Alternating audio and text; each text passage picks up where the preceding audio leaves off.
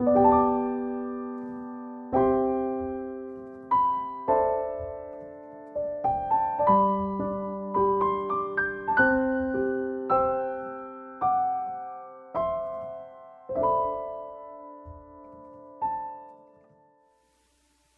예배 자리에 나오신 여러분들을 주님의 이름으로 환영하고 축복합니다. 우리 옆 사람과 함께 인사해 봤으면 좋겠습니다. 우리 함께 복음으로 나아갑시다. 인사해 볼까요? 우리 함께 복음으로 나아갑시다. 네, 사도신경으로 예배 시작하도록 하겠습니다. 전능하사 천지를 만드신 하나님 아버지를 내가 믿사오며 그 외아들 우리 주 예수 그리스도를 믿사오니 이는 성령으로 잉태하사 동정녀 마리아에게 나시고 본디오 빌라도에게 고난을 받으사 십자가에 못 박혀 죽으시고 장사한 지 사흘 만에 죽은 자 가운데서 다시 살아나시며 하늘에 오르사 전능하신 하나님 우편에 앉아 계시다가 저리로서 산 자와 죽은 자를 심판하러 오시리라. 성령을 믿사오며 거룩한 공회와 성도가 서로 교통하는 것과 죄를 사하여 주시는 것과 몸이 다시 사는 것과 영원히 사는 것을 믿사옵나이다. 아멘. 우리 찬양하기 전에 우리 다 같이 자리에서 한번 일어나 볼까요?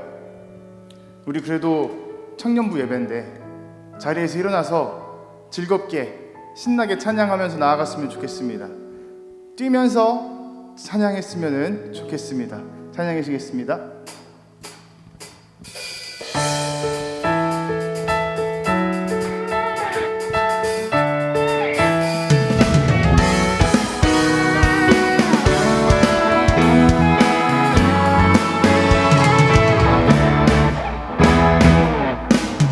지금은 엘리야 때처럼 주 말씀이 선포되고 또 주의 종 모세의 때와 같이 언약이 성취되네.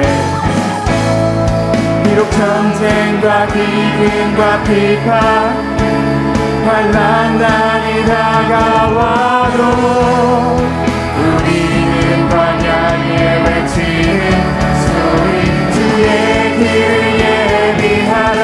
오너라 주님 구름 타시고 나팔 불 때에 다시 오시네. 모두 외치세 이는 은혜의 힘 시온에서 구원이 임하네.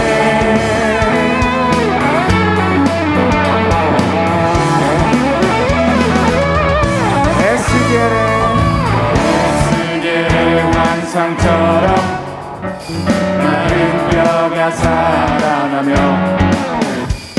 또 주의 종 다윗의 때와 같이 예배가 회복되네.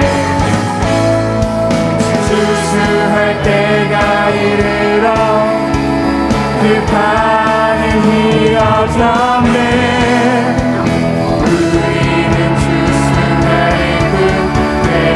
주 말씀을 선포하리. 오라 주님 구름 타시고 나팔 불 때에 다시 오시네. 외치세 은혜의 힘이 시온에서 구원이 임하네. 에스겔의 환상처럼 마른 뼈가 살아나며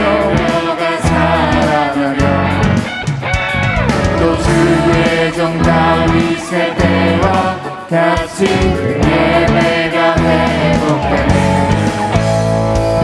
추수할 때가 이르러 그 판이 이어졌네.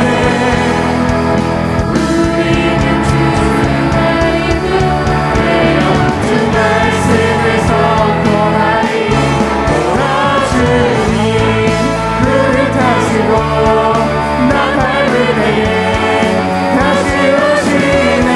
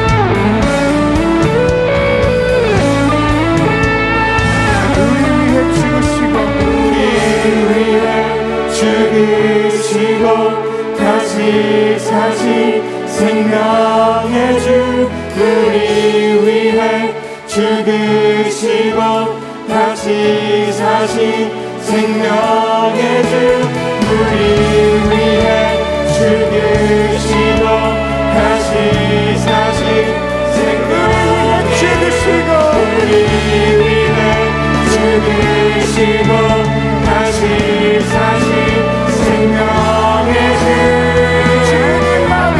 주님만이 소망으로 변함없는 반석이라 주님만이 온 세상을 비추시네 죽음에서 부활하신 죽음에서 부활하신 우리 구주 영광의 왕 주를 믿는 모든 자의 소망 되신 주님만이 소망이요 주님만이 소망이요 변함없는 반석이라 주님만이 온 세상을 비추시네 또 죽음에서 부활하신 우리 구주 영광의 왕 주를 믿는 모든 자의 소망 되신 주를 믿네 이 시간 주님께 영광의 박수 돌리시겠습니다. 주여 홀로 영광 받으옵소서.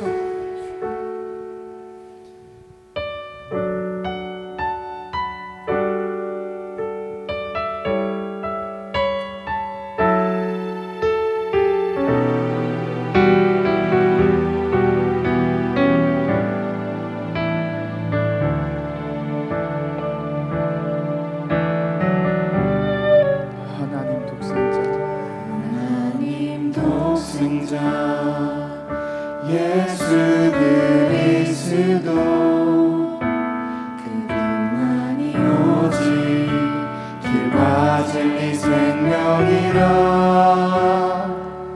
세상 다 변하고 사람들 변해도 나에겐 복음 십자가뿐이라 하나님 독생자 예수 그리스도 그분만이 나의 길과 진리 생명이라 세상이 비우고 사람들 떠나도 나에겐 복음 십자가뿐이라 다시 복음으로 다시 십자가로 다시 하나님께로 나아갑니다 오직 복음만이 오직 십자가만이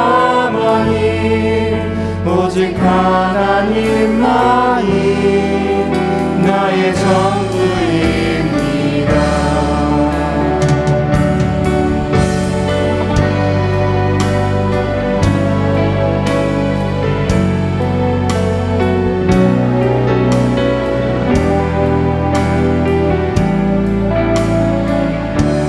하나님 독생자 하나님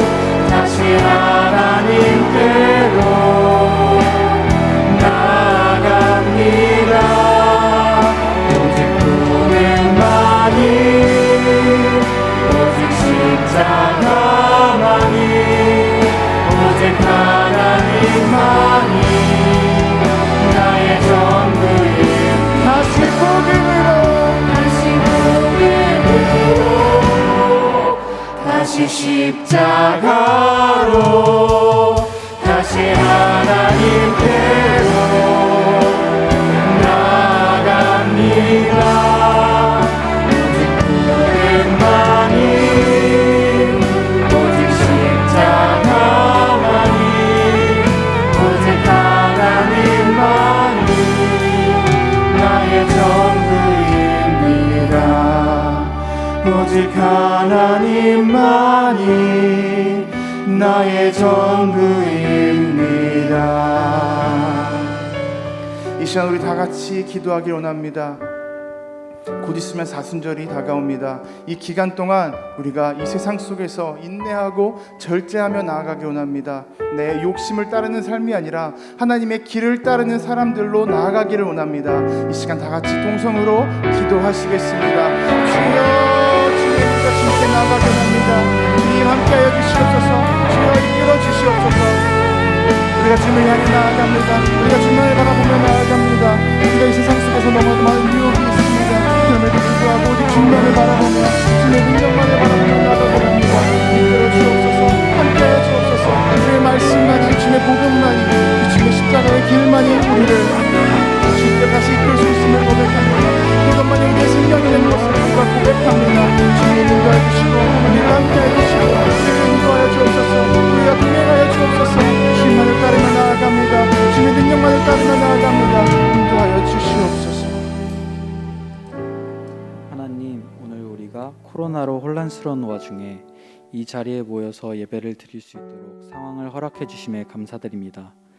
나는 의인을 부르러 온 것이 아니라 죄인을 불러 회개시키러 왔다 라는 성경 말씀과 지난 목사님 설교처럼 우리가 죄인임을 인정하고 진정으로 회개하며 먼저 헌신함으로 나아갈 수 있는 그리스도인이 되게 하시고 오로지 주님만이 나의 왕이심을 고백하며 주님과 1대1의 관계를 세워나갈 수 있는 청년들이 되게 해주세요. 사순절 기간이 곧 시작합니다. 이 사순절 기간 예수님께서 걸어가신 고난의 길에 동참할 때 그 발자국을 따라 걸어갈 때 예수님께서 흘리신 십자가 보혈을 다시 생각하고 바라볼 수 있도록 도와주시고 다시 복음으로 돌아갈 수 있도록 인도하여 주시옵소서.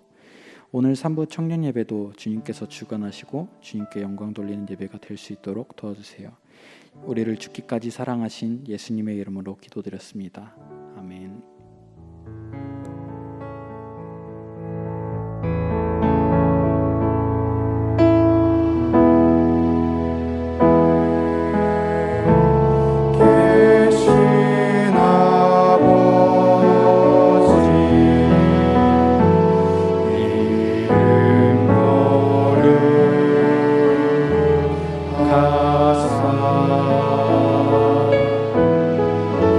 주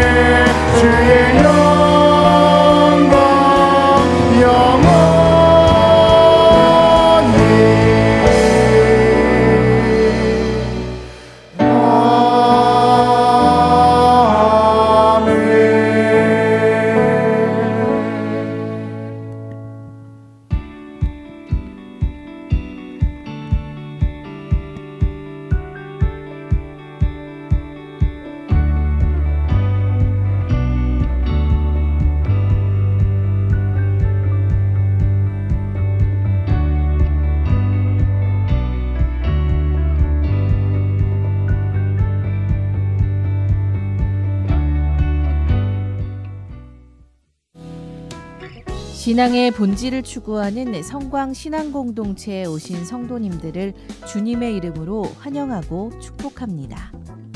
오늘은 십자가 앞으로 나아가는 예배로 드립니다.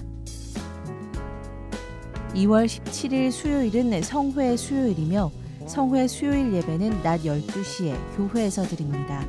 가정과 직장에서 예배 드리시는 분들을 위해 온라인으로도 생중계될 예정이니 예수 그리스도의 사랑을 기억하며 경건한 마음으로 함께해 주시기 바랍니다. 2021 중보기도 사역이 2월 24일 수요일 오전 10시 줌으로 시작됩니다. 우리 신앙 공동체를 위해, 이웃을 위해, 나라와 민족을 위해 기도해 주시기 바랍니다. 대전 둔산지방회가 28일 주일 오후 6시 30분에 영천교회에서 있습니다. 박노면 장로님, 이용복 장로님, 정필원 장로님의 은퇴 예배와 김정현 장로님, 박승욱 장로님, 강현석 장로님의 안수 예배가 있으니 축하해 주시고 기도해 주시기 바랍니다.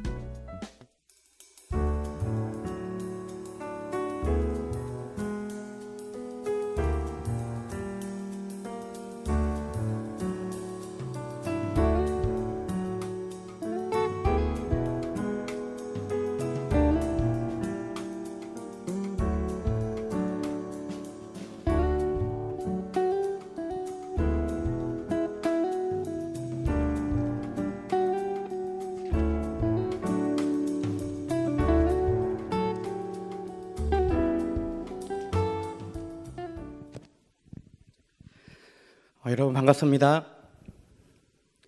인사 한번 해주시겠습니까?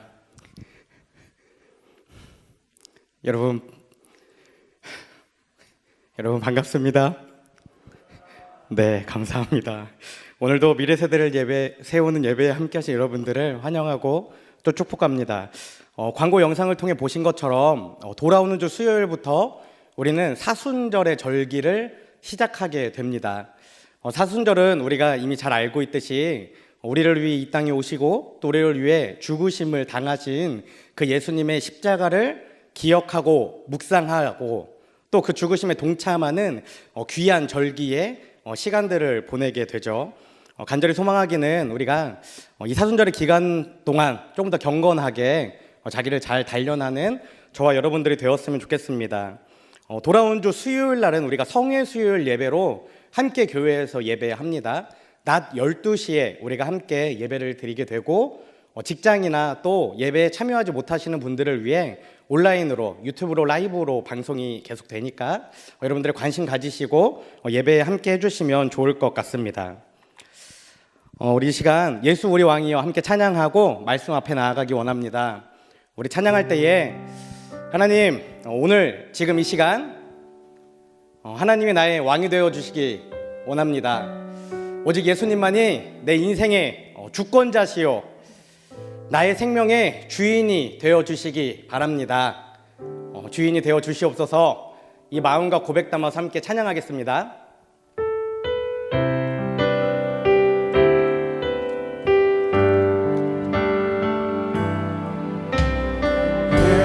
예수 우리 왕이여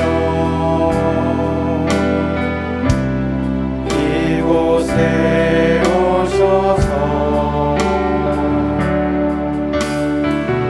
우리가 왕께 드리는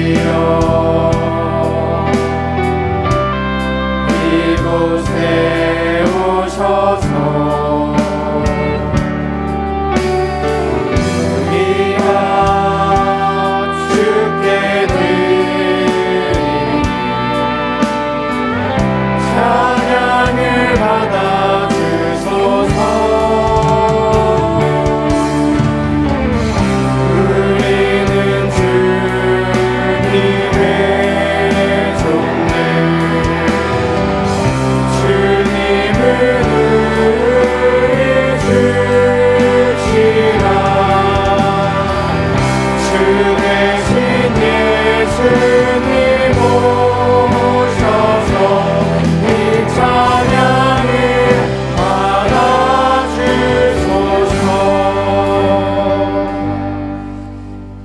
살아계신 하나님 감사합니다. 저희들 오늘도 주님의 부르심에 순종하여 이 시간 주님 전에 함께 모여 주님을 찬양하며 기도하며 또 말씀 앞에 나아갑니다. 하나님, 간절히 소망하기는 하나님께서 너무나 사랑하시는 우리 여디디아 청년들 한 사람 한 사람, 그리고 우리 교회 가운데 보내주신 성도 한 사람 한 사람이 예수님을 삶의 주인으로 고백하며 살아가는 인생 되기 원합니다. 하나님, 저희가 머리로만 하나님을 아는 것이 아니라, 입술로만 하나님을 고백하는 것이 아니라 정말 삶으로 하나님의 살아계심을 드러내는 귀한 인생들이 될 수 있도록 아버지 함께하여 주시옵소서. 주님, 또한 간절히 소망하기는 이 시간 우리가 하나님께 올려드리는 우리의 예배가 허공에 올리는 꽹과리와 같이 그냥 지나가 버리는 것이 되지 않기를 원합니다. 우리의 예배가 하나님께 상달되고 하나님의 기쁨이 되는 예배가 되기 원하오니 주님, 이 시간 저희들의 마음을 붙잡아 주시고 하나님을 향해 달려나아가는 귀한 한 사람 한 사람 될 수 있도록 아버지 함께하여 주시옵소서. 사랑 많으신 예수님의 이름으로 기도드립니다. 아멘. 여러분, 지난 주일은 누가복음 5장 말씀을 함께 나누며 신앙은 다른 사람과 나를 비교하는 것이 아니라 절대적 주권자이신 하나님과 나의 1대1의 관계라는 것에 대해 말씀을 나누었습니다. 그리고 신앙은 계산하거나 또 이익을 따지는 것이 아니라 손해보는 것, 제가 여기서 손해보는 것이라고 썼는데 지난주 표현으로 하면 이용당하는 것, 그것이 신앙이라고 여러분들에게 말씀드렸습니다. 앞으로 살아가는 시간 가운데에 이 사실을 기억하면서 하나님과 꼭 1대1의 관계로 살아가시고 또 손해보시고 이용당하시며 살아가는 저와 여러분이 되었으면 좋겠습니다. 지난 주일 예배가 마친 후에 한 청년이 저에게 연락이 왔습니다. 그리고 이런 질문을 했습니다. 목사님, 다른 사람과 나를 비교하지 않고 하나님과 1대1의 관계를 맺기 위해 어떻게 해야 하죠? 혹시 여러분들 가운데에도 지난 예배가 마친 후에 이런 질문들을 스스로에게 해보신 청년 또 성도님들 계신가요? 저는 고민하다가 이 청년에게 제가 좋아하는 한 글귀를 소개해 주었습니다. 이엔 바운주 목사님의 기도의 능력이라는 굉장히 오래된 기도에 대한 고전 서적이죠. 저는 이 안에 모든 그리스도인의 삶의 태도에 대한 답이 들어있다고 생각합니다. 제가 한번 읽어드리겠습니다. 잘 보시고 또 들으시면 좋을 것 같습니다. 하나님과의 사귐은 갑자기 이루어지지 않는다. 하나님은 우연히 또는 바쁘게 들락날락하는 사람에게는 그분의 은사를 주시지 않는다. 홀로 하나님과 더불어 많은 시간을 갖는 것이 그분을 아는 비결이요, 그분의 영향을 받는 비결이다. 성경의 이야기로 하지 않아도 우리가 가지고 있는 이 삶의 지식으로 봐도 너무나 명확한 이야기입니다. 이 글에 기록된 것처럼 홀로 하나님과 더불어 많은 시간을 갖는 것이 하나님과 1대1의 관계를 계속 유지하는 것이고 또 우리가 신앙적으로 성숙할 수 있는 유일한 방법이라고 저는 생각을 합니다. 그리고 제가 그 청년에게 한 가지를 다시 반문했습니다. 이렇게 물어봤어요. 당신은 개인적으로 경건의 훈련을 위해 어떤 시간들을 보내고 있나요? 경건의 훈련을 위해 어떤 시간을 보내고 있는가? 제가 그 청년에게 질문했습니다. 여러분들은 하나님을 더 알아가기 위해 또 하나님의 말씀대로 살아가기 위해 하나님과 1대1의 관계를 맺으며 살아가기 위해 개인적으로 어떤 경건의 시간들을 보내고 계신가요? 그 청년이 저에게 이렇게 답했습니다. 요즘 이제 유튜브로 모든 예배나 찬양이나 이런 것들이 너무 활성화되어 있기 때문에 유튜브를 통해 매일 여러 명의 목사님들의 설교를 듣고 찬양을 듣고 하루에 몇 분이라도 기도하기 위해 자신의 시간을 떼어서 매일매일 그것들을 지킨다라고 이야기했습니다. 근데 제가 이 청년의 이 대답을 들으면서 이런 고민을 해봤어요. 그건 무엇이냐면 이 청년이 대답한 것과 같은 이 신앙생활이 본인은 경건의 훈련이다라고 이야기하는 것이 정말 경건의 훈련일까라는 것입니다. 혹시 여러분들 가운데에서도 제가 개인적으로 질문을 드리면 아마 이 청년과 똑같이 대답하는 청년들이 있을지 모르겠습니다. 근데 저는 이 청년의 대답을 들으면서 이거는 경건의 생활이 아니라 혹시 그 청년의 취미 생활이 아닌가 이런 생각을 해봤습니다.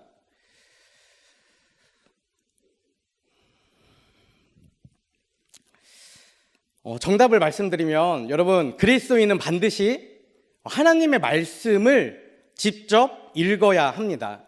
어려워도 좀 불편해도 진도가 나가지 않더라도 다른 사람에 의해서 가공된 것들을 받은 후에 그걸로 다 충전되었다라고 말하는 것이 아니라 자기가 직접 성경을 펴서 그 성경 가운데 있는 하나님을 만나는 것, 그것이 경건의 훈련의 시작이라는 것이죠.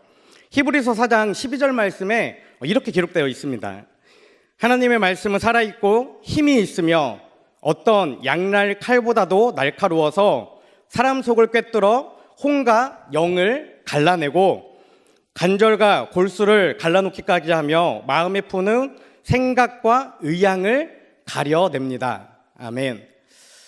우리가 이 땅 가운데 정말 그리스도인답게 나의 삶을 점검하면서 살아가기 위해서는 찬양을 많이 듣는 것이 아니라 어떤 가공된 말씀을 많이 듣는 것이 아니라 성경에 기록된 하나님의 그 말씀을 읽고 해석하고 그 뜻을 받아들일 줄 알아야 한다라는 것이죠. 제가 그 청년에게 똑같이 이렇게 이야기했습니다. 하나님의 말씀을 읽었으면 좋겠습니다. 그랬더니 그 청년이 또 이렇게 얘기하더라고요. 성경은 너무 어렵다고 얘기하는 거예요. 제가 마지막으로 이렇게 얘기하고 전화를 끊었습니다. 여러분, 요즘 청년들이 어떤 청년들이죠? 무척 스마트합니다. 자신이 보고 싶은 외국의 드라마, 서적, 또 공부에 필요한 어떤 논문들 어떻게 하죠? 전부 다 번역하고 해석해서 그 원어들을 다 이해합니다. 제가 생각했을 때는 여러분들이 공부하는 수준만큼이면 이 성경의 주석들을 개인적으로 충분히 공부하고 배울 수, 또 해석할 수 있다는 것이죠. 여러분, 정말 하나님과 나의 1대1의 관계로 평생을 살아가는 그리스도인이 되기 원하신다면 하나님의 말씀을 읽고 그 말씀을 붙잡아 살아가는, 또 다른 사람들을 통해서 듣는 하나님의 그 음성만이 아니라 성경을 읽을 때 직접 나에게 도전하시는, 나의 삶을 돌아보게 하시는 그 하나님의 말씀을 드리며 살아가는 저와 여러분이 되었으면 좋겠습니다. 오늘은 다시 복음으로 두 번째 시간입니다. 누가복음 7장의 말씀을 함께 나누기 원하는데요. 우리는 보통 삶을 살아가며 다른 사람들을 바라보며 이렇게 생각할 때가 많죠. 저 사람은 변해야 돼. 저 사람은 하나님을 만나야 돼. 저 사람의 인생은 고침받아야 돼. 늘 우리가 이야기하는 대상은 내가 아니라 다른 사람일 때가 너무나 많죠. 그런데 오늘 본문 말씀을 통해 예수님의 관심이, 또 하나님의 그 마음이 내가 바라보는 다른 사람이 아니라 바로 나에게 있다는 것을 깨닫는 귀한 시간이 되었으면 좋겠습니다. 오늘 본문 누가복음 7장 36절에서 50절까지의 말씀, 꽤 긴 말씀이지만 우리가 한 절씩 교독하신 후에 마지막 50절 말씀 함께 읽고 오늘 본문에 대해 나누도록 하겠습니다. 제가 먼저 읽겠습니다. 바리새파 사람 가운데서 어떤 사람이 예수께 청하여 자기와 함께 음식을 먹자고 하였다. 그래서 예수께서는 그 바리새파 사람의 집에 들어가셔서 밥상 앞에 앉으셨다.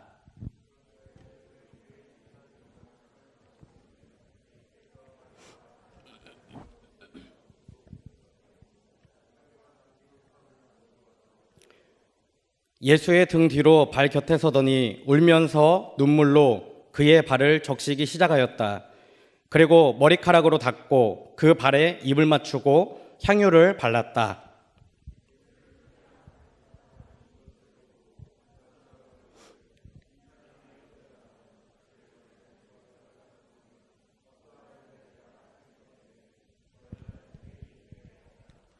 예수께서 그에게 말씀하시기를 시몬아 내게 할 말이 있다 하시니 시몬이 말하기를 선생님 말씀하십시오 하였다. 예수께서 말씀하셨다.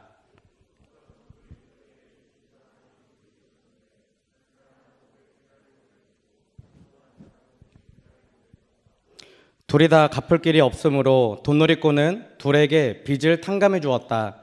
그러면 그 두 사람 가운데서 누가 그를 더 사랑하겠느냐?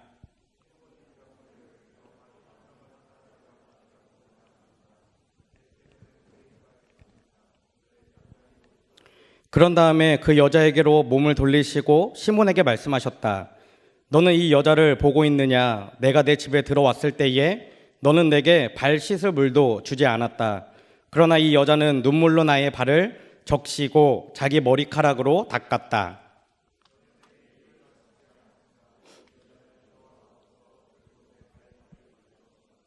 너는 내 머리에 기름을 발라주지 않았으나 이 여자는 내 발에 향유를 발랐다.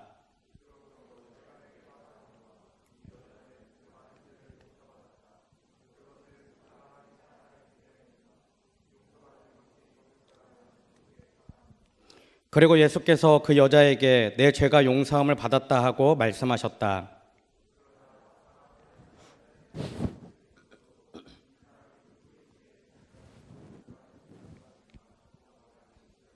함께 읽겠습니다. 그러나 예수께서는 그 여자에게 말씀하셨다. 내 믿음이 너를 구원하였다. 평안히 가거라. 아멘. 여러분 오늘 본문 말씀은 우리가 너무나 잘 알고 있고 또 많이 들어온 말씀입니다.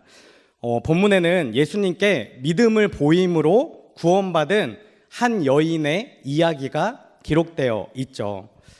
성경에 이 본문의 소제목이 한 여자가 예수께 향유를 붓다라고 기록하고 있는데 그것처럼 대부분의 사람들이 이 이야기의 주인공을 예수님과 여인의 관점, 시각으로 놓고 보통 말씀을 전하고 또 이해하곤 합니다.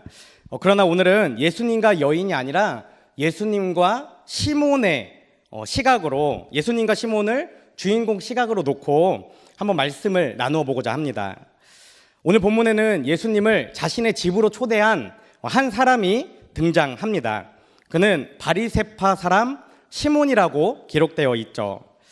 바리새파 사람 시몬이 예수님을 집에 초대하는 일이 별것 아닌 것처럼 보여지고 또 그냥 그럴 수 있는 일처럼 우리에게 느껴질 수 있지만 그 당시를 살아가는 그 시대 상황에서는 굉장한 대가를 치러야 하는 무서운 일이었습니다. 왜일까요? 오늘 본문 앞에 기록된 6장을 보면 예수님이 제자들과 함께 밀밭을 지나다가 밀을 비벼서 먹게 되는 사건이 기록되어 있습니다.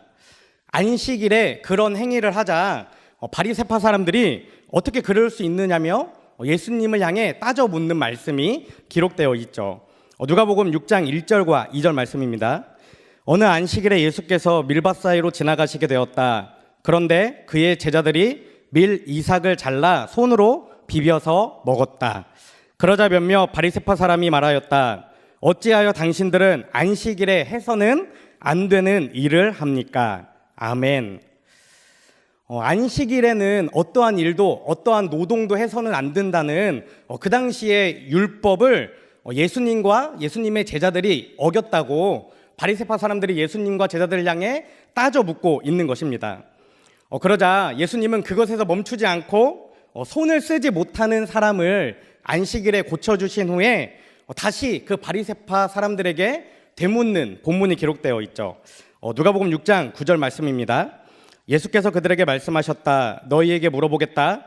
안식일에 착한 일을 하는 것이 옳으냐, 악한 일을 하는 것이 옳으냐, 목숨을 구하는 것이 옳으냐, 죽이는 것이 옳으냐. 아멘. 당시 예수님은 이처럼 바리새파 사람들이 보기에는 눈의 가시처럼 반드시 자기들의 주도권과 이권을 위해서는 처리해야 되는 그런 존재였습니다. 이처럼 계속해서 바리새인들을 자극하는 예수님에게 화가 난 바리새파 사람들은 예수님을 어떻게 처리하면 좋을지 의논하기에까지 이르게 되죠. 누가복음 6장 11절 말씀입니다. 그러자 그들은 화가 잔뜩 나서 예수를 어떻게 할까 하고 서로 의논하였다. 아멘. 이것이 당시 바리새파 사람들과 예수님과의 대립적인 관계였습니다. 그리고 여기서 멈춘 것이 아니라 당시 바리새파 사람들은 예수님을 이렇게까지 부르고 있었습니다. 누가복음 7장 34절 말씀입니다.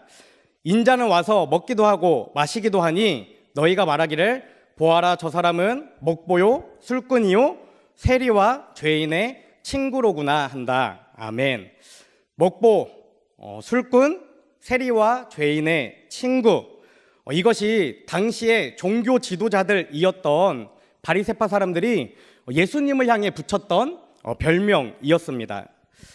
당시 분위기가 대략 굉장히 대립적이고 어떤 순간에 일촉즉발의 사건이 일어날지 모르는 굉장히 위험한 그런 상황 가운데에 바리새파 사람 시몬이 예수님을 자신의 집으로 초대한 사건이 바로 오늘 말씀에 기록하고 있는 것입니다.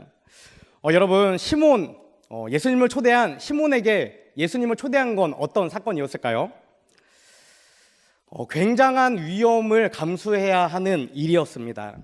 아마 시몬이 예수님을 초대한다는 소식을 들은 그 친구들이 시몬을 설득했을 것 같습니다.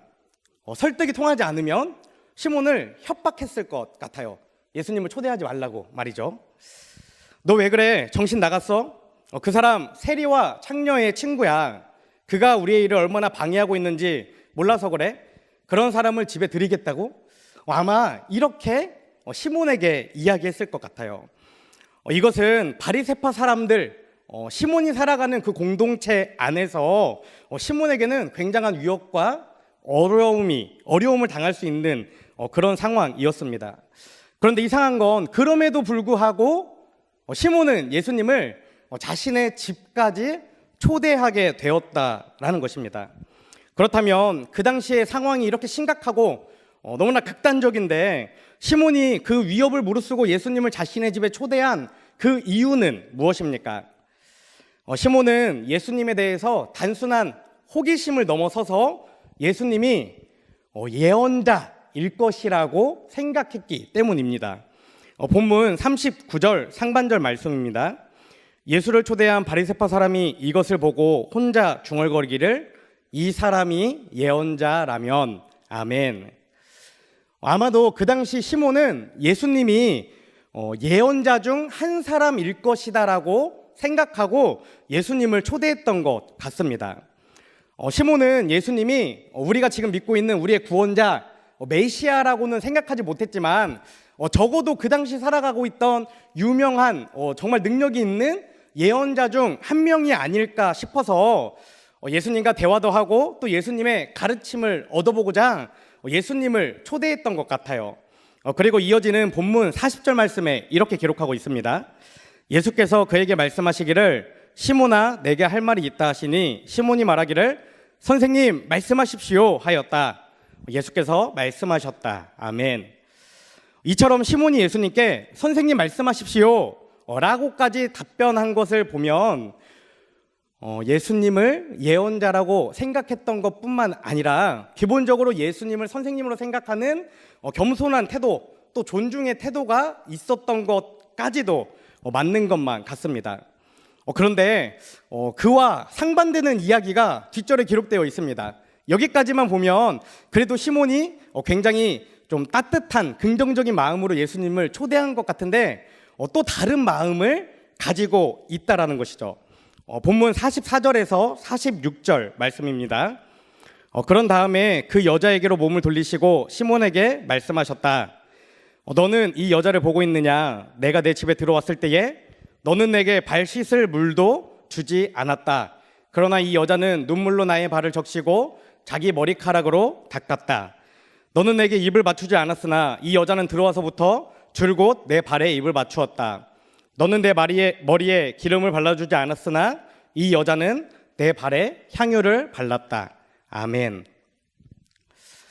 시몬은 분명히 예수님은 위대한 예언자 중에 한 명일지 모른다라는 마음을 가지고 예수님을 초대했지만 예수님께 발 씻을 물도 내어드리지 않았고 예수님께 입도 맞추지 않았고 또 예수님께 기름을 발라드리지도 않았다고 오늘 말씀이 기록하고 있는 것입니다.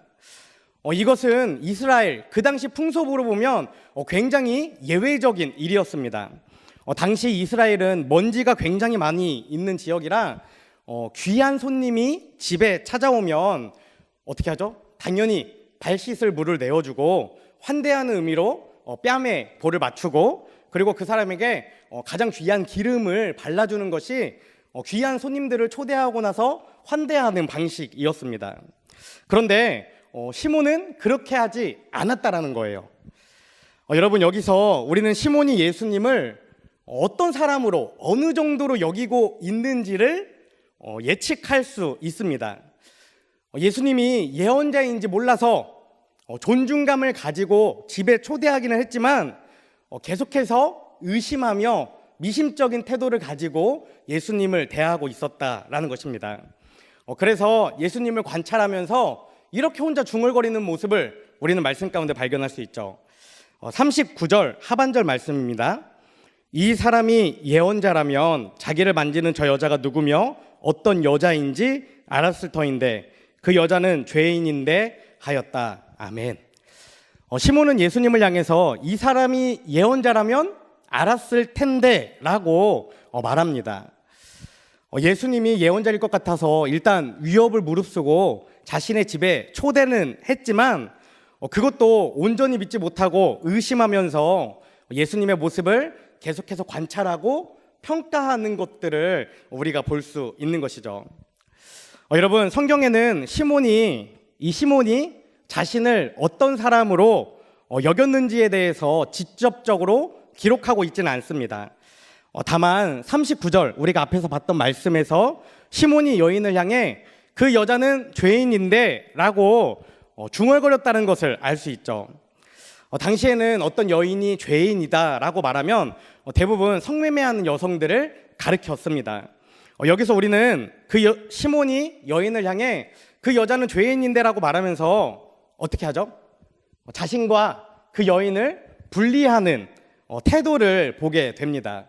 그리고 우리는 이 시몬의 한마디를 통해 시몬이 그 당시 어떤 마음과 태도를 가지고 살아가고 있는지를 발견할 수 있죠. 그 여자는 죄인인데 이 말 안에는 자신은 죄인이 아니라 의인이라는 자의식이 깔려 있다라는 것입니다. 여러분, 이 같은 자의식을 우리는 비교, 우의적, 의라고 이렇게 말할 수 있습니다. 우리는 다른 사람과 자신을 비교하며 이렇게 생각할 때가 너무나 많죠. 저 사람은 죄인이야. 어떻게 저런 식으로 살지? 너무나 더럽고 추하고 끔찍하다. 나는 적어도 저렇게는 살지 않아 라고 말입니다. 다시 말해서 비교우의적 의라는 것은 다른 사람과 나를 비교하면서 자신의 정체성을 정립하게 되는 것인데 특히 이 비교우의적 의에서 가장 안 좋은 습관은 무엇이냐면 자기보다 못나거나 자기보다 약하거나 자기보다 가진 것이 없는 상대를 나의 비교로 삼아서 저 사람보다는 내가 낫지 라고 말하며 살아간다라는 것입니다. 사실 그 당시 바리새파 사람 시몬, 종교적으로나 사회적으로나 지도층에 속하는 리더였습니다. 윤리적으로도 깨끗했고 종교적으로도 모두의 모범을 받고 또 경제적으로도 중상층의 삶을 살아가던 굉장히 안정적인 사람이었죠. 아마 제가 생각했을 때 시몬 스스로도 자신의 위치가 이 정도는 된다, 주변의 사람들이 나를 이런 사람으로 생각하고 있다라는 것을 스스로도 알고 있었고 또 그것을 자신의 모습으로 붙잡고 그 위치에 맞는 삶을 살아가고 있었던 것 같습니다. 내가 대단한 사람은 아니어도 다른 사람에게 피해주지 않고 바르고 올곧게 사는 사람이지 이런 자의식을 가지고 살아갔던 것이 분명했다라는 것이죠. 그런데 여러분, 우리가 반드시 고민해 봐야 하는 것이 있습니다. 그것은 지금 오늘 이 성경에 기록된 이 시몬의 모습이 현대를 살아가는 저와 여러분, 우리 교인들의 모습과 닮은 구석이 굉장히 많다라는 것입니다. 오늘날 많은 그리스도인 역시 예수님에 대해서는 너무나 잘 알고 있습니다. 또 예수님을 존경한다고, 예수님을 믿는다고 생각하면서 기도하며 또 찬양하며 예수님을 예배합니다. 또 예수님을 나의 삶의 주인이라고 고백하죠. 그래서 찬양 가운데, 기도 가운데, 또 예배 가운데 오늘 우리가 예수님을 우리의 예배로 모신 것처럼 언제든지 예수님을 내 삶에 들어오시도록 초대합니다. 또한 이들의 이야기를 들어보면 나름대로 굉장한 대가를 지불하고 교회에 다니는 모습, 또 예수님을 믿는 모습을 발견하게 되죠. 어떤 사람은 재정을 들여서 헌금을 합니다. 또 어떤 사람은 자신의 시간을 내어서 봉사를 합니다. 또 어떤 사람은 교회의 여러 조직에 속해서 신앙생활을 합니다. 예수님을 만나는 자리, 예수님께 헌신하는 자리라고 생각하기 때문에 그곳에 가서 섬기고 봉사하고 나의 시간과 재정을 들이면서 시간들을 보냅니다. 시몬처럼 자기 나름대로 손해도 보고 피해를 예상하면서도 예수님을 자신의 삶에 초대하기 위해 자신이 할 수 있는 여러 가지 노력들을 하며 살아간다라는 것이죠. 그런데 이들이 가진 잘못된 특징 중 하나가 바로 비교우의적 의에 빠져 살아간다라는 것입니다. 물론 나도 죄인이지만 나 정도 아닌 사람이 어디 있나라고 생각하고 여긴다는 것이죠. 이것에 대한 더 깊은 예가 오늘 본문 41절 말씀에 기록되어 있습니다. 어떤 돈놀이꾼에게 빚진 사람이 둘 있었는데 한 사람은 500데나리온을 지고 또 한 사람은 50데나리온을 졌다. 아멘. 본문에서 예수님이 500데나리온과 50데나리온을 빚진 사람을 예로 들고 있습니다. 여러분, 그 당시 1데나리온이라고 하면 노동자의 하루 품삯을 이야기합니다. 그러니까 500데나리온이라고 하면 1년 반치의 품삯에 해당하는 엄청난 금액이고 50데나리온이라고 하면 한 달 반 정도에 해당하는 금액이죠. 500과 50의 차이는 우리가 우리의 한 달의 생활 금액으로 따진다면 정말 비교할 수 없을 만큼 너무나 큰 차이를 나타내고 있는 것입니다. 그런데 교회를 다니면서 비교우의적 의에 빠져 살아가는 사람들은 자신이 50데나리온도 아니라 5데나리온 정도 빚졌다라고 생각하며 예배하고 신앙생활하며 살아간다라는 것입니다. 자신은 500도 아니요, 50도 아니요, 5데나리온도 아니요, 정말 한 데나리온도 될랑말랑한 그런 연약함과 죄를 가지고 살아간다라고 생각하는 것이죠. 이것이 오늘 성경에 기록된 시몬을 닮아 있는 현대 교인들, 여러분과 저의 모습이 아닌가 생각해 봅니다. 그렇기 때문에 이렇게 살아가는 사람들에게는 예수님을 절대적으로 믿고 붙들어야 할 이유가 없습니다. 따라서 그는 예수님을 만나고 또 예수님을 아무리 삶에 초대해도 실제로 그의 삶에 변화가 일어나지는 않는다는 것이죠. 제가 오늘 1부, 2부 담임 목사님 설교를 들었습니다. 목사님이 정확하게 한 가지 말씀해 주신 게 있어요. 무엇이냐면 성경이 우리에게 요청하는 것, 요구하는 것이 무엇이냐 하는 것입니다. 여러분, 하나님이 성경을 통해 우리에게 이야기하는 핵심을 한 단어로 뽑으면 변화라는 거예요. 변화. 성경은 우리가 옛사람에서 새 사람으로 변화되기를 요청하고 있다는 것입니다. 하나님은 말씀을 통해 우리가 옛사람이 아니라 새 사람, 옛것이 아니라 새 것이 되어 하나님의 사람으로 살아가기를 요청하고 있다는 거예요. 그런데 아무리 우리가 예수님을 만나고 예배하고 성경을 읽어도 우리 삶에 변화가 나타나지 않는다면, 우리 삶이 변하지 않는다면 그것은 오늘 지금 말씀을 나누고 있는 것처럼 내가 500데나리온이 아니라 5데나리온을 빚진 사람처럼 다른 사람과 나를 비교하면서 나는 의인이라고 생각하며 살아가는 것이 아닌가 점검해 봐야 한다라는 것입니다. 이런 사람들은 예수님을 믿는다, 예수님을 따른다, 예수님의 뜻을 구한다, 순종한다라고 말은 하지만 결정적인 순간에는 예수님의 뜻보다는 세상의 지식이나 상식이나 관례를 따라서 결정하는 삶을 살아갑니다. 예수님은 그 인생에 절대적으로 필요한 분이 아니기 때문에 인생의 중요한 순간에는 언제나 이렇게 뒷자리로 예수님이 밀려나게 되는 거죠. 어쩌면 그렇게 살아가는 그리스도인들에게 예수님은 아주 잠깐 내가 필요할 때 나에게 필요한 존재가 아닌가 생각해 보기도 합니다. 이런 사람들을 향해 이렇게 살아가는 성경에 기록된 시몬을 향해 예수님은 용서받은 것이 적은 사람이다라고 명확하게 이야기하고 있는 것입니다. 본문 47절 말씀입니다. 그러므로 내가 내게 말하거니와 이 여자는 그 많은 죄를 용서받았다. 그것은 그가 많이 사랑하였기 때문이다. 용서받은 것이 적은 사람은 적게 사랑한다. 아멘. 이것은 시몬과 같이 비교의적 의에 빠져 살아가는 사람들은 용서받은 것이 크지 않다고 생각하기 때문에 예수님을 적게 사랑한다라는 의미를 가지고 있는 것입니다. 물론 이들도 예수님을 믿는다고 분명히 말합니다. 하지만 사실 삶의 변화가 없다는 사실은 외부의 그 어떤 사람보다 나 자신이 가장 잘 알고 있는 것이죠. 사랑하면 변해야 하는데 절대 아무리 시간이 흘러도 변하지 않는 것을 다른 그 누구보다 내가 나 자신의 모습을 누구보다 잘 알고 있다는 것입니다. 우리 주변에도 돌아보면 이렇게 살아가는 사람이 너무나 많이 있는 것을 우리는 볼 수 있습니다. 교회도 열심히 나가고 자신의 재정과 자신의 시간과 또 자신의 마음과 자신의 뜻을 헌신해서 살아갑니다. 개인적으로 영적인 훈련을 한다고 이야기합니다. 기도 생활도 하고 성경도 읽습니다. 유튜브를 통해 많은 설교들도 듣습니다. 그런데 여전히 변화가 되지 않는 것이죠. 어쩌면 예수님은 이렇게 살아가는 현대교인들 또 우리들을 향해 글쎄 내 죄가 정말 용서받았는지 나는 모르겠다. 이렇게 우리는 지금 용서받았다라고 이 시간 예배하며 살아가는데 정말 예수님은 우리의 죄가 용서받았는지 모르겠다라고 이야기하는 것처럼 저에게 들리기도 합니다.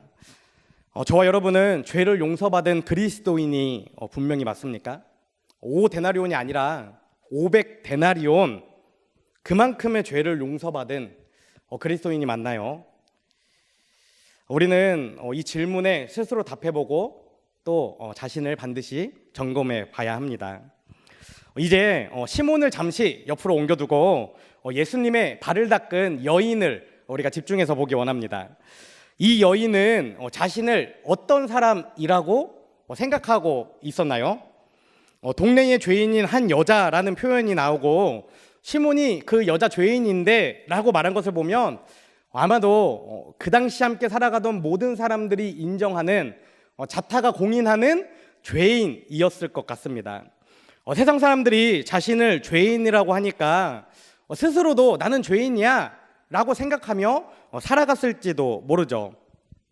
하지만 여러분, 아무리 다른 사람들이 나를 손가락질하고 나를 비난하고 욕해도 나 스스로 쉽게 그래 나는 죄인이야, 나는 죄가 많아 이렇게 인정하는 것은 결코 쉬운 일이 아닙니다. 보통은 나만 문제인가? 다른 사람들도 다 그렇잖아 이렇게 말하면서 자기를 합리화하며 그 시간들을 외면하고 모면하게 되죠. 그런데 이 여인은 자신은 죄인이라는 그 당시 사람들의 말을 분명하게 받아들였고 스스로를 그렇게 생각하며 살아가고 있었다는 것을 우리는 발견할 수 있습니다. 여인의 내면 깊은 곳에서 어떤 생각, 어떤 마음들이 구체적으로 이루어지고 있는지 우리가 정확히 기록되어 있지 않기 때문에 전부 다 들여다볼 수는 없지만 한 가지 분명한 것은 스스로를 죄인이라 여기고 있었다는 것이죠. 본문 37절, 38절 말씀입니다. 그런데 그 동네에 죄인인 한 여자가 살고 있었는데 예수께서 바리새파 사람의 집에서 음식을 잡숫고 계신 것을 알고 향유가 담긴 옥합을 가지고 와서 예수의 등 뒤로 발 곁에 서더니 울면서 눈물로 그의 발을 적시기 시작하였다. 그리고 머리카락으로 닦고 그 발에 입을 맞추고 향유를 발랐다. 아멘. 여러분, 여인은 자신이 죄인이라서 자격이 없다고 느꼈기 때문에 예수님의 등 뒤에 그리고 발 곁에 섰다는 것을 오늘 본문을 통해 우리는 발견할 수 있습니다.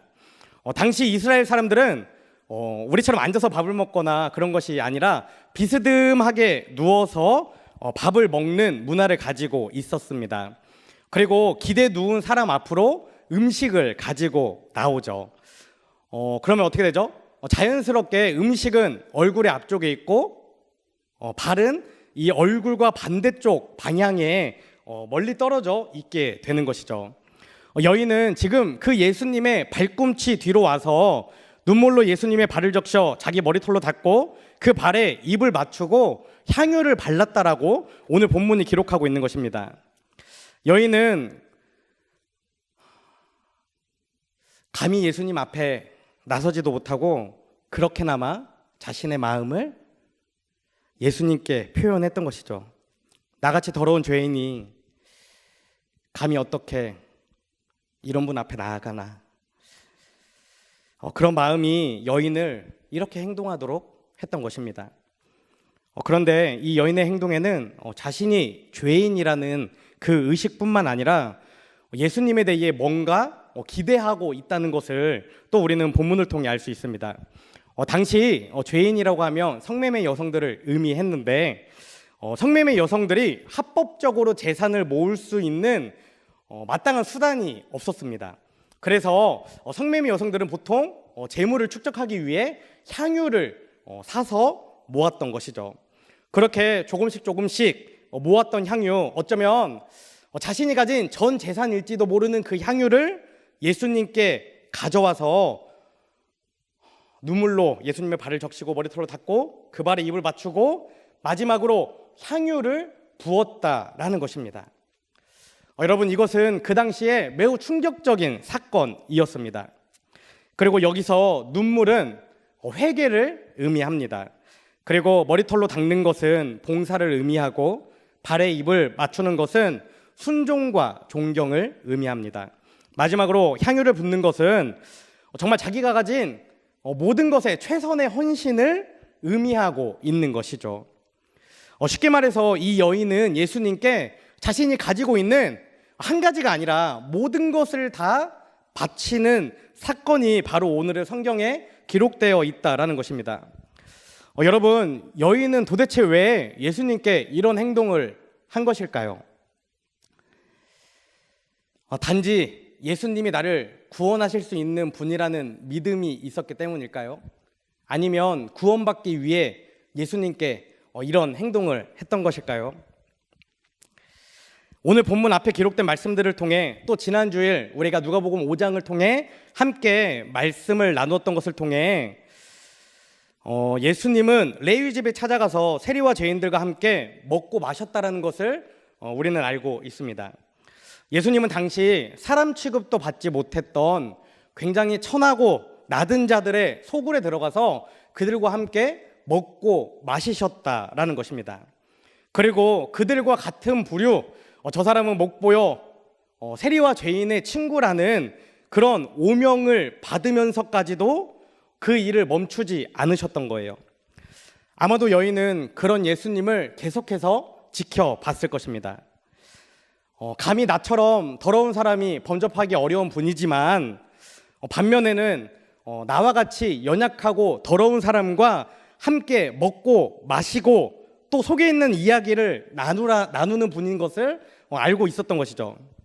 딱 봐도 귀한 선생님인데 이렇게 놀라운 분이 나 같은 사람과 친구가 되어주다니, 이런 간격이 이 여인 안에 있었다라는 것이죠.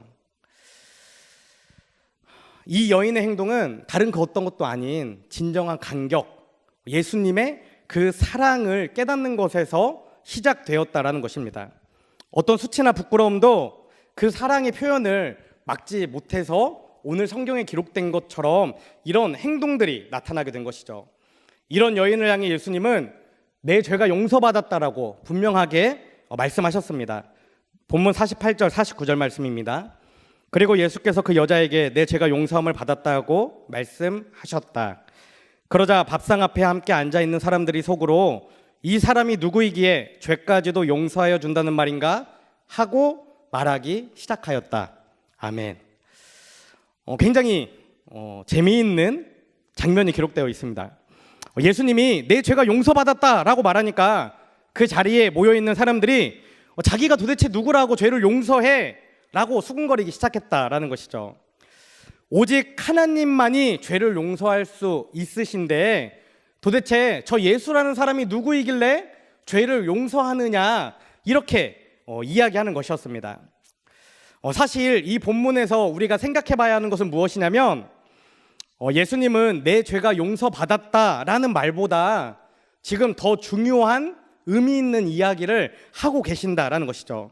그것은 예수님 자신이 누구인가를 지금 이 장면 가운데에 사람들에게 드러내고 있는 것입니다. 예수님은 사람들의 죄를 용서할 수 있는 분이시다라는 것이죠. 이 여인이 어떻게 해서 죄를 용서받을 수 있었는지에 대해 지금 읽는 본문 말씀으로는 사실 정확히 말하기가 어렵습니다. 설교자들은 이 여인이 많은 것들을 헌신했기 때문에 구원받았다라고 이야기합니다. 자신의 모든 것을 다 드려서 믿음을 증명받았기 때문에 예수님을 통해 구원받았다라고 이야기하죠. 하지만 이 말씀에서 우리가 정말 중요하게 집중하고 또 깨달아야 하는 사실은 여인이 구원받았나 받지 않았나 그것이 아니라 예수님은 여인의 죄를 용서할 수 있는 능력을 가지신 분이다라는 사실입니다. 예수님은 손가락질 당하고 내면의 큰 고통을 안고 살아가던 여인에게 평안해라, 잘 될 거야, 좋아질 거야, 미래가 밝아질 거야, 노력하면 될 거야, 이렇게 덕담을 하시는 분이 아니라 내 죄가 용서받았으니 너는 구원받았다 라고 분명하게 구원하시고 축복하실 수 있는 그 구원자이심을 드러내고 있다라는 것이죠. 여러분에게 예수님은 어떤 분이십니까? 혹시 그저 복을 주시고 평안을 주시고 오늘 하루 내 삶에 만족을 주시는 그런 분은 아니십니까? 여러분은 예수님을 어떤 분으로 믿고 있나요? 정말 우리의 죄를 용서하실 구원자로, 정말 나를 죄에서 구원하실 그 구원자로 예수님을 믿으며 살아가고 있습니까? 많은 사람이 대부분의 그리스도인들이 믿음을 간절함이다라고 생각하며 살아갑니다. 간절히 믿으면, 간절히 기도하면, 간절히 매달리면 하나님이 들어주실 거다라고 생각하고 하나님을 붙잡죠. 맞습니다. 간절함은 믿음에서 절대 빠질 수 없는 너무나 중요한 요소입니다. 그런데 믿음에서 가장 중요한 것은 간절함이 아니라 믿는 것 그 자체입니다. 오직 예수님만이 나의 죄를 용서하실 수 있다는 사실, 오직 예수님만이 나를 구원해 주실 수 있다는 그 사실 자체를 온전히 믿는 것, 그것이 바로 믿음이며 또 하나님이 우리에게 원하시는 믿음이기 때문입니다. 나의 간절함뿐만 아니라 예수님에 대한 온전한 믿음이 있을 때에 저 여인과 같이 예수님을 만난 감격이 표출되고 또 예수님을 만나 그 삶의 진정한 변화가 시작되게 됩니다. 간절함을 통한 나의 노력이나 나의 의가 아니라 살아계신 하나님, 구원자 되신 예수님을 온전히 믿음으로 변화되고 구원을 얻는 저와 여러분이 되시기를 간절히 소망합니다. 지금까지 예수님을 중심으로 시몬과 여인의 시각에서 우리가 말씀을 이렇게 두 가지로 나누어 보았습니다. 처음 말씀을 시작하며 나누었던 것처럼 대부분의 설교자들이 또 대부분의 교재들이 이 말씀 본문에서 주인공을 죄사함을 받고 구원을 받은 여인이라고 이렇게 드러내죠. 그러나 놀랍게도 이 본문의 주인공은 여인이 아니라 시몬이라는 것을 우리는 반드시 기억해야 합니다. 시몬의 집을 찾은 예수님에게 우리가 다시 한번 집중해 보기 원합니다. 예수님은 시몬의 초대에 응했습니다. 그리고 시몬의 집에 찾아가 시몬의 친구가 되어주셨죠. 이것은 바리새파 사람 시몬이 대가를 지불했던 것처럼 예수님 역시도 결코 쉽지 않은 일이었습니다. 예수님 역시도 대가를 지불해야 하는 일이었습니다. 앞에서 이야기했던 것처럼 그 당시 바리새파 사람들과 예수님의 관계는 최고의 긴장감 가운데 있었습니다. 이처럼 예수님이 시몬의 집에 혼자 그냥 무턱대고 찾아간다면 바리새파 사람들로부터 어떻게 하면 예수님을 죽이고 처리할 수 있을지 고민하는 바리새파 사람들로부터 공경을 당할 수 있는 위협적인 일들을 당할 수 있는 일촉즉발의 상황이었던 것이죠. 이처럼 예수님도 위험을 감수하고 이 시몬의 집에 발을 들였다라는 것입니다. 여기서 우리가 또 생각해 봐야 하는 것은 예수님이 그렇다면 예수님은 도대체 왜 시몬은 예수님이 예언자일지 몰라서 예수님을 초대했다면 예수님은 도대체 왜 그런 위협을 무릅쓰고 시몬의 집에 찾아간 것입니까? 예수님은 단순히 시몬의 친구가 되거나 시몬에게 존경받을 만한 사람이 되기 위해서 찾아간 것이 아니었습니다. 예수님의 진짜 방문의 목적이 기록된 표현이 오늘 본문 44절에 기록되어 있습니다. 그런 다음에 그 여자에게로 몸을 돌리시고 시몬에게 말씀하셨다. 아멘. 그 여자에게로 몸을 돌리시고 시몬에게 말씀하셨다라는 것입니다. 이것은 향유로 자신의 발을 닦고 있는 여인 쪽으로 얼굴은 향하고 있지만 입에 말은 계속해서 여인이 아니라 시몬을 향해 하고 있었다라는 것이죠. 여기서 우리는 한 가지를 알 수 있습니다. 예수님은 여인과 만나고 있는 그 과정 가운데에서도 또 여인의 모습을 바라보는 그 순간 가운데에서도 예수님의 관심은 시종일관 시몬을 향하여 있었다라는 것입니다. 여러분, 예수님의 관심은 애초부터 시몬이었습니다. 시몬은 세리나 죄인에 비해 자신이 더 의롭다라고 여겼던 사람이었죠. 하나님이 절대적으로 필요하거나 하나님이 아니면 안 된다라고 말하는 사람은 아니었습니다. 오히려 하나님이 필요한 사람, 하나님이 절대적으로 만나 주셔야 하는 사람은 내가 아니라 저 사람이라고 이야기하는 사람이었습니다. 시몬은 구원받기 위해 예수님을 만나고자 했던 것이 아니라 그저 예수님과 만나 대화하고 싶었기 때문에 예수님을 초청했던 것이죠. 그러나 이런 시몬의 목적과는 반대로 예수님은 분명한 다른 목적을 가지고 시몬의 집에 찾아가셨습니다.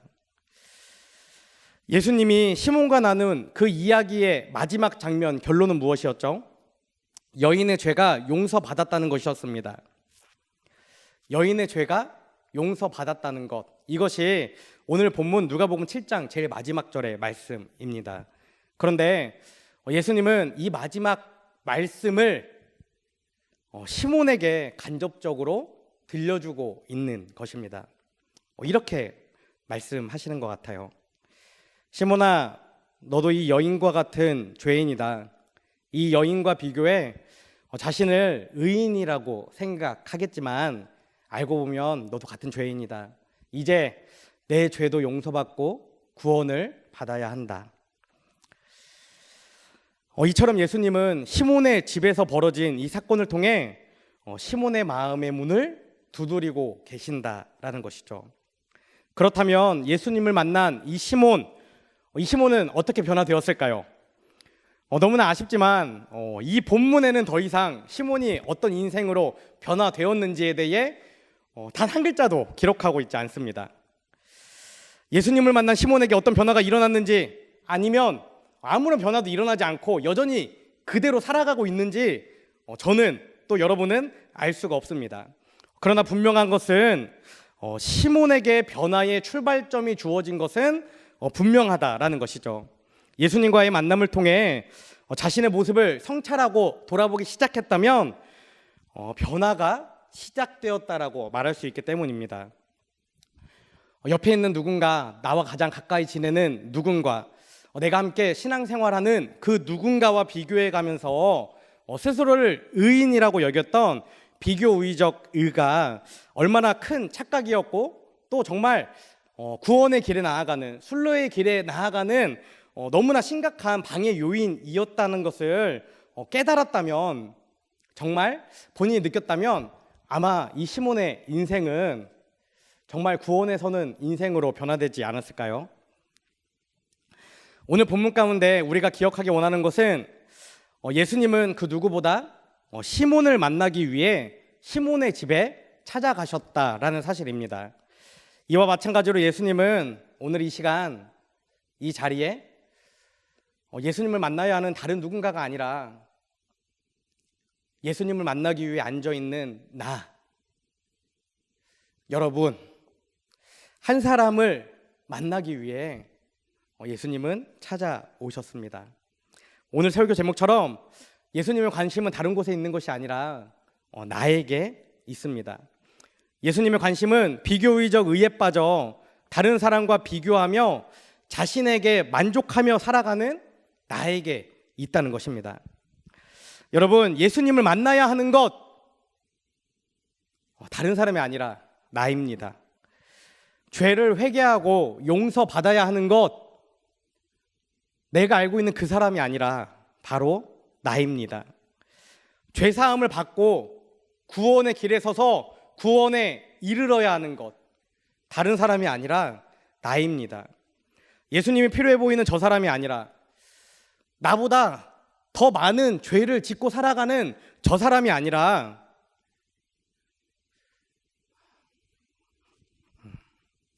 내가, 여러분이 예수님을 만나야 하고 예수님은 여러분 한 사람을 만나기 위해 매일매일 우리의 삶 가운데 찾아오시고 우리를 두드리고 계십니다. 이제 우리가 해야 하는 것은 예수님을 향해 5데나리온 빚진 자처럼 나아가는 것이 아니라 500데나리온, 5,000데나리온, 5만 데나리온을 빚진 자처럼 나아가는 것입니다. 더 낮은 자세로, 더 낮은 마음으로, 더 순결함으로, 더 진실함으로 매일매일 나의 삶을 돌이키며 예수님을 향해 나아가야 하는 것이죠.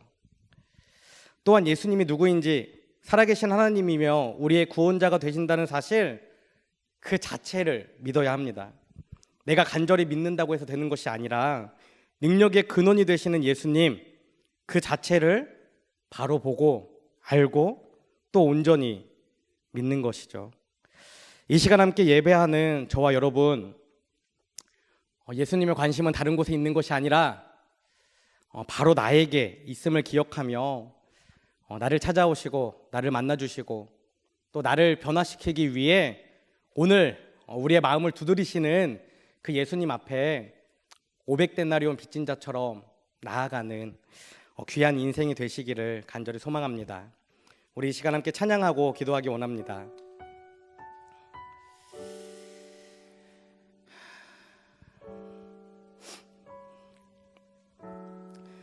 제가 오늘 설교 가운데 여러분들에게 비교의적 의라는 단어를 설명해 드렸습니다.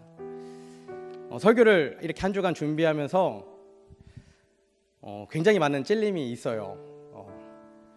저도 굉장히 아픕니다.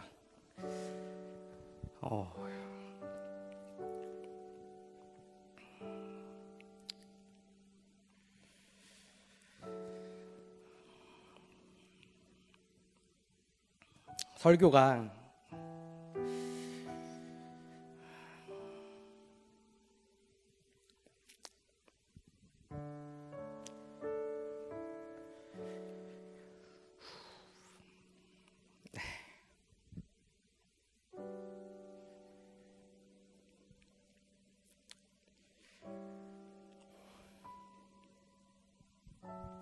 비교의적 의에 빠져 살아가는 인생이 아니라 정말 나를 쳐서 깎아내고 하나님의 사람이 되는 저와 여러분이 되었으면 좋겠습니다. 우리 시간 하나님 독생자 예수 그리스도와 함께 기도하고 찬양하고 기도하겠습니다.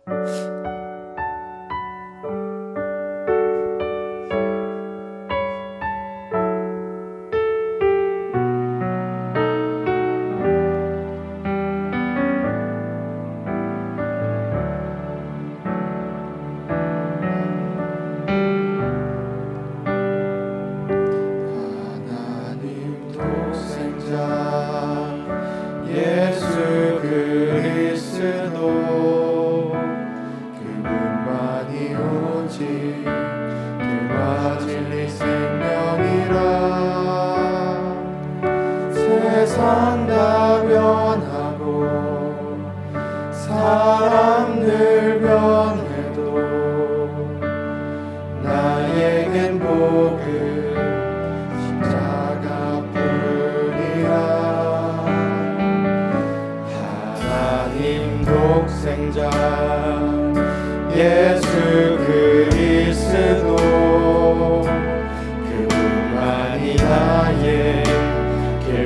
길과 진리 생명이라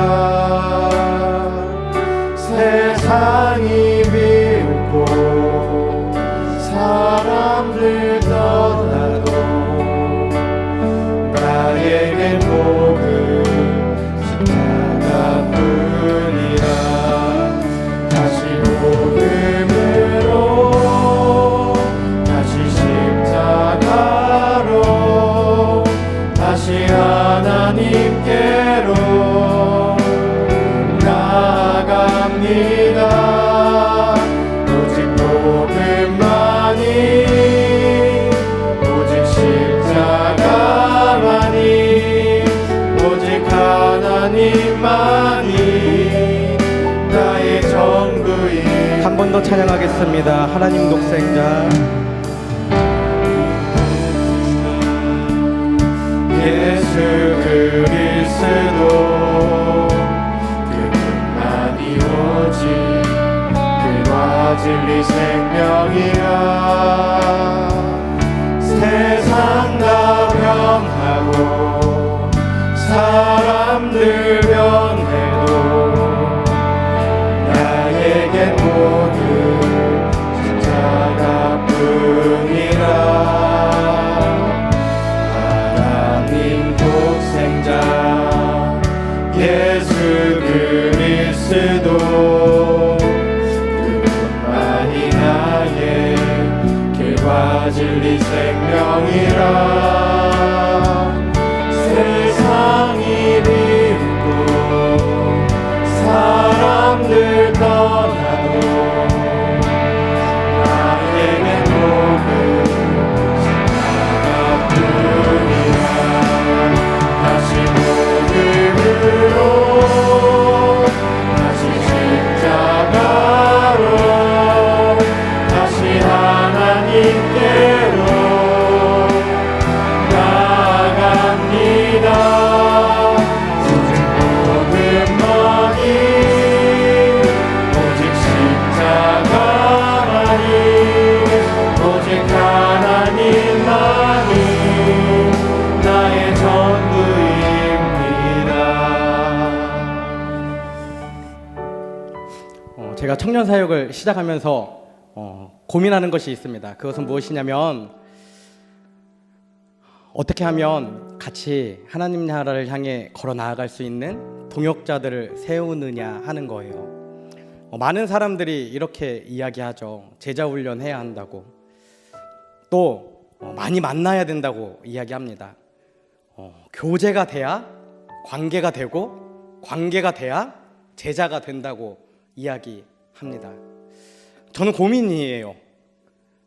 교제가 우선 되어야 하는가? 관계가 진짜 먼저인가? 제가 지금 고민하면서 나아가는 것은 관계가 아니라 예배이고 말씀이라는 거예요. 초대교회 가운데에 하나님의 그 뜨거운 역사, 하나님의 살아계심이 나타났던 여러 가지 특징들이 있는데 그 중에 한 가지가 무엇이냐면 초대교회 가운데에는 한 주간 말씀을 붙잡고 치열하게 살다가 예배 가운데에 나온 성도들의 그 삶의 고백이 있었다라는 것입니다.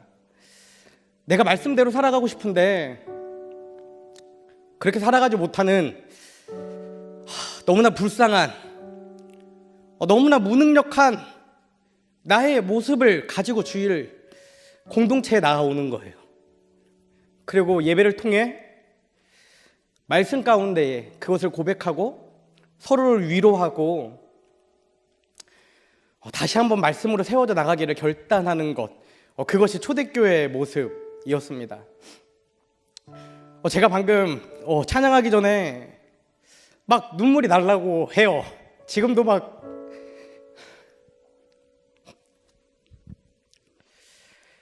두 가지 때문인 것 같습니다. 하나는 말씀은 전하지만 말씀대로 살아가지 못하는 저의 모습. 네, 가족은 다 알잖아요. 제가 온라인으로 이렇게 설교 올리고 집에 가 있으면 아내가 집에서 이렇게 다 필터링 합니다. 그러면서 다 얘기해요. 오빠도 말씀대로 살아가기를 정말 그런 인생이 되기를 아내가 저에게 축복해 줍니다. 제가 많이 깨지고 부서져요. 전하지만 살아가지 못하기 때문에. 그리고 두 번째 이유가 있습니다. 공동체 안에서 저에겐 너무나 중요한 일이에요. 뭐냐면 같은 믿음을 나눌 사람이 없어요.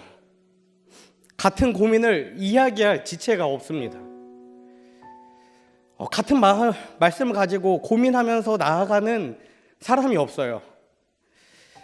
영적으로 외로운 것 같아요.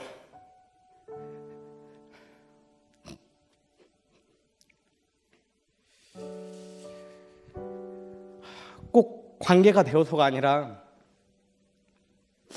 꼭 내가 저 사람의 이름을 알아서가 아니라, 내가 저 사람과 한두 번 연락을 해봐서가 아니라, 우리는 같은 말씀을 나누고 같은 표대를 향해 나아가는 한 공동체니까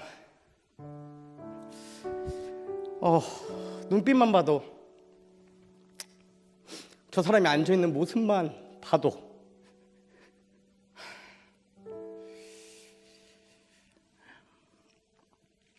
위로가 되고 또 도전이 되는, 그래서 육체적으로는 외롭고 슬플지 모르더라도 정말 영적으로는 외롭지 않은 우리 공동체가 되었으면 좋겠습니다.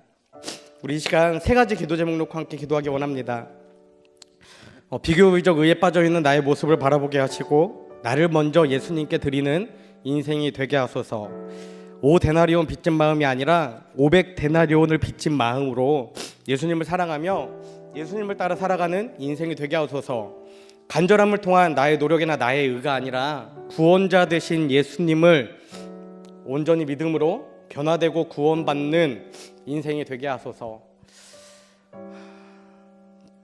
그리고 마지막으로 내 옆에 있는 사람들이, 우리가 함께하는 공동체가 영적으로 외롭지 않도록 이용당해주는 내가 되게 하소서라고 우리 주여 한번 외치신 후에 함께 기도하겠습니다. 주여. 할렐루야. 살아계신 하나님 감사합니다. 오늘도 하나님의 은혜 가운데에 저희들 예배하며 하나님 앞에 나아갑니다. 하나님, 이 시간 간절히 고백하기는 예수님의 관심이 다른 사람이 아니라 나에게 있음을 믿는 인생 되기 원합니다. 예수님, 내가 다른 사람들을 바라보며 다른 사람들에게 발견하는 것이 아니라 나를 바라보시는 그 예수님을 만나는 귀한 인생 될 수 있도록 아버지 함께하여 주시옵소서. 비교의적 의에 빠져 살아가는 나의 모습이 아니라 정말 나를 먼저 예수님께 드리며 나의 연약함과 나의 죄를 하나님 앞에 고백하며 나아가는 귀한 인생이 될 수 있도록 아버지 함께하여 주시옵소서. 너무나 작은 것을 빚진 자처럼 살아가는 것이 아니라 너무나 크고 소중한 것을 빚진 자로 여기며 하나님의 그 십자가 부활의 능력을 의지하며 나아가는 저희들 될 수 있도록 아버지 함께하여 주시옵소서. 또한 간절함을 통한 나의 노력이나 의가 아니라 구원자 되신 예수님을 온전히 믿음으로 바라보며 붙잡을 때에 변화되는 인생이 될 수 있도록 아버지 함께하여 주시옵소서. 하나님, 우리가 영적으로 교제하며 유대하기 원합니다. 하나님의 말씀을 통해 하나로 연결되기 원합니다. 하나님의 말씀으로 하나로 끈끈하게 엮이기 원합니다. 아버지, 영적으로 외롭지 않은 인생들이 되게 하시고 교회 공동체 가운데에 영적으로 견고하게 세워지는 우리 성광신앙 공동체가 될 수 있도록, 열대야 청년들이 될 수 있도록 아버지 함께하여 주시옵소서.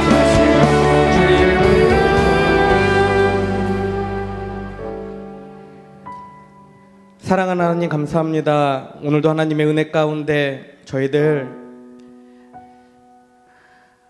우리의 마음과 뜻과 의지를 다하여 하나님 앞에 나아갑니다. 하나님, 지금 이 시간 우리가 함께 모여 드리는 이 예배가 오늘 예배의 끝이 되지 않게 하시고 이것이 시작이 되어 한 주간 매일매일 하나님을 예배하는 마음으로, 예배하는 모습으로, 행동으로 살아가는 저희들 될 수 있도록 아버지 함께하여 주시옵소서. 특별히 비교의적 의에 빠져 살아가는 나의 모습을 돌아보게 하여 주시옵소서. 다른 사람을 정죄하고 판단하지만 나의 부끄러움을 바라보지 못하는 이 연약하고 죄의 본성을 가지고 살아가는 저희들을 불쌍히 여겨 주시옵소서. 5데나리온 빚진 자처럼 살아가는 것이 아니라 500데나리온, 5000데나리온을 빚진 자처럼 예수님을 사랑하며 십자가 은혜에 감사하며 살아가는 저희들 될 수 있도록 아버지 함께하여 주시옵소서. 또한 나의 노력이나 나의 의로 구원을 얻는 것이 아니라, 용서받는 것이 아니라 정말 용서할 수 있는 능력을 가지고 계신, 우리를 구원할 수 있는 그 유일한 능력을 가지고 계신 하나님을 온전히 믿음으로 변화되는 저희들 될 수 있도록 아버지 함께하여 주시옵소서. 주님 간절히 소망하기는 함께 예배하는 저희들 한 사람 한 사람 가운데에 영적으로 소외되고 영적으로 아파하며 영적으로 외로운 인생이 없기를 원합니다. 하나님, 비록 우리 육신이 연약하고 부끄럽고 죄돼서 가까이 다가갈 수 없는 그런 상황 가운데 있더라도 서로를 위해 기도하며 서로의 마음을 나누며 한 주간의 삶을 돌아보며 영적으로 하나로 연결되고 하나님 앞에 아름다운 성전으로 세워지는 우리 여디디아 청년들, 그리고 성광교회 신앙 공동체가 될 수 있도록 아버지 함께하여 주시옵소서. 하나님, 하나님의 살아계심을 믿음으로 고백하며 정성껏 드려진 예물이 있습니다. 이 예물이 사용되는 곳에 하나님의 살아계심이 선포되게 하시고 날마다 구원받는 사람들이 더해지는 역사가 나타날 수 있도록 아버지 함께하여 주시옵소서.